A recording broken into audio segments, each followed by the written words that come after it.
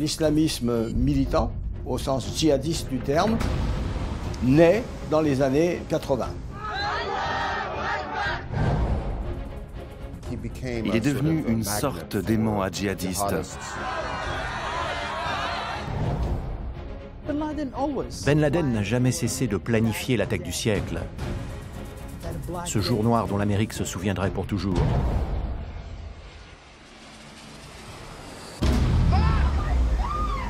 On va avoir l'attentat le plus spectaculaire qui est jamais réalisé, le fameux 11 septembre 2001.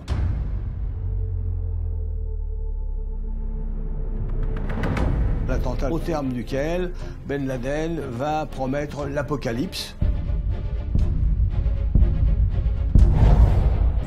Pour nous, il était devenu la cible à éliminer parce qu'il symbolisait les attentats de septembre 2001. Ben Laden devait mourir.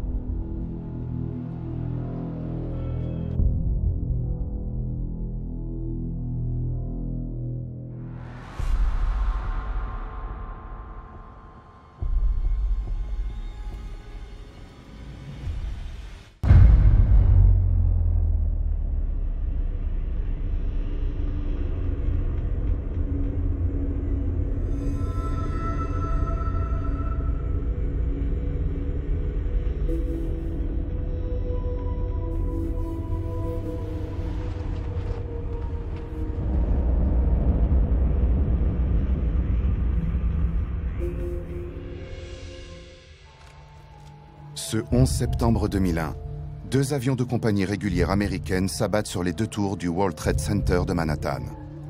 Au même moment, un avion s'écrase sur le Pentagone, le bâtiment du ministère de la Défense à Washington, un 4e en race campagne dans l'État de Pennsylvanie.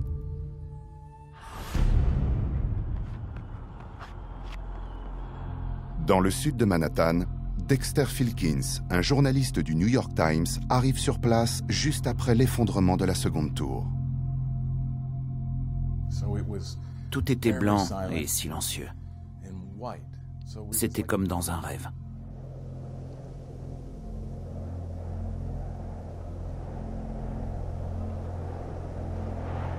J'ai regardé le feu et les pompiers au travail. Les secouristes étaient partout. Ils ne trouvaient personne. En marchant parmi les décombres, je me souviens, je suis passé dans une sorte d'hôpital improvisé. En regardant à l'intérieur, il y avait des centaines de lits. Tous étaient vides. Il n'y avait plus personne à soigner. Le bilan est pourtant terrible. Sur les 3 lieux des attentats, 3000 morts sont dénombrés et plus de 6000 personnes sont blessées. Ce sont des attentats terroristes d'une ampleur inédite dans l'histoire moderne. C'est le zénith du terrorisme classique parce qu'en fin de compte, on n'a pas utilisé quoi que ce soit de chimique, de radiologique, de ceci, de cela. On a travaillé avec des cutters. Au lieu d'avoir des camions suicides, on a eu des avions suicides.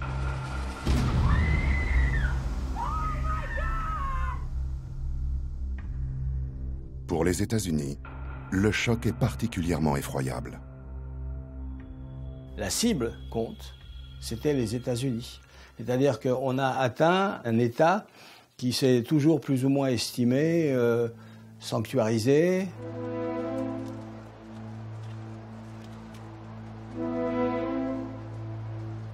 Pearl Harbor a eu lieu à Hawaï, et tout aussi choquant que cela a pu être, ça n'a rien à voir avec la mort de 3000 personnes à New York et Washington, D.C. le pays prend conscience, dans la douleur, de sa nouvelle vulnérabilité.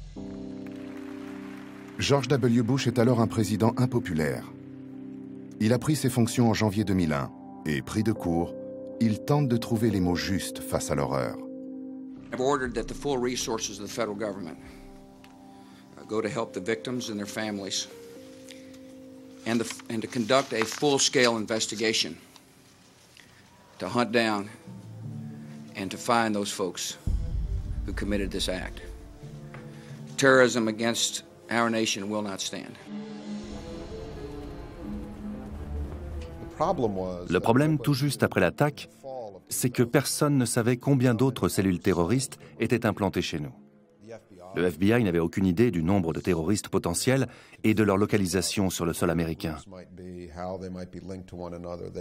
L'agence a expliqué à la Maison-Blanche qu'il y avait peut-être 9 autres groupes terroristes aux États-Unis capables de mener d'autres actions. Le pays s'est installé dans la peur d'une seconde vague d'attaques.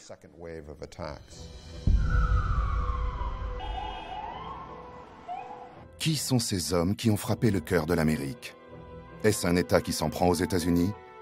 Ou bien est-ce le travail d'un groupe terroriste? Dans cette Amérique stupéfaite et sous le choc, peu connaissent l'existence d'Al-Qaïda et d'Oussama Ben Laden. Au moment des attentats, il n'y avait que très peu de personnes aux États-Unis capables de comprendre qui était Al-Qaïda. Nous avons découvert que même un homme très informé comme Donald Rumsfeld, le ministre de la Défense, était persuadé que ces attentats ne pouvaient être que le fruit d'un complot de l'Irak et qu'un obscur petit groupe de terroristes comme Al-Qaïda en était parfaitement incapable. Si les autorités semblent complètement dépassées, dans le pays, des agents de la CIA ou du FBI savent. Cette série d'attentats a été extrêmement choquante, mais on a immédiatement su qui était derrière et qui en étaient les instigateurs.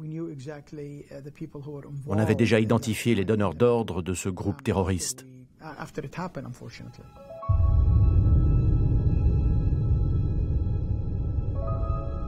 Tout le monde s'est rendu compte à ce moment-là que Al-Qaïda, c'était pas uniquement un petit groupuscule terroriste, mais que c'était capable de faire des attentats de très grande ampleur.